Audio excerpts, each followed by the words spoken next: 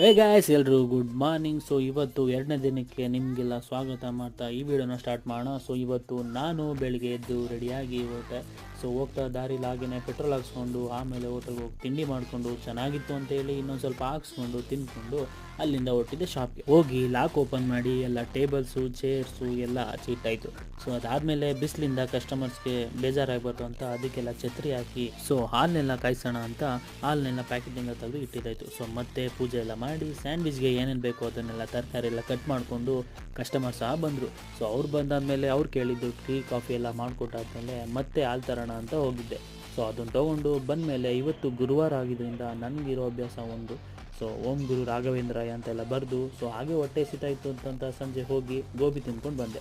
So ಬಂದಾದ್ಮೇಲೆ time ಹೋಗಿದೆ ಗೊತ್ತಾಗಿಲ್ಲ, ರಾತ್ರಿ ಅಂತೂ ಆಗಿ ಹೋಯಿತು. ಸೊ ಎಲ್ಲ ತೊಳೆದು ಕ್ಲೀನ್ ಮಾಡಿ ಚೇರ್ಸ್ ಎಲ್ಲ ಟೇಬಲ್ಸ್ ಎಲ್ಲ ಒಳಗಡೆ ಇಟ್ಟು ನಾನು ಹೊರಟಿದ್ದೆ ವಿಜಯನಗರ ಫುಡ್ ಸ್ಟ್ರೀಟ್ಗೆ. ಅಲ್ಲೋಗಿ ಬಿಸಿ ಬಿಸಿ ಇಡ್ಲಿ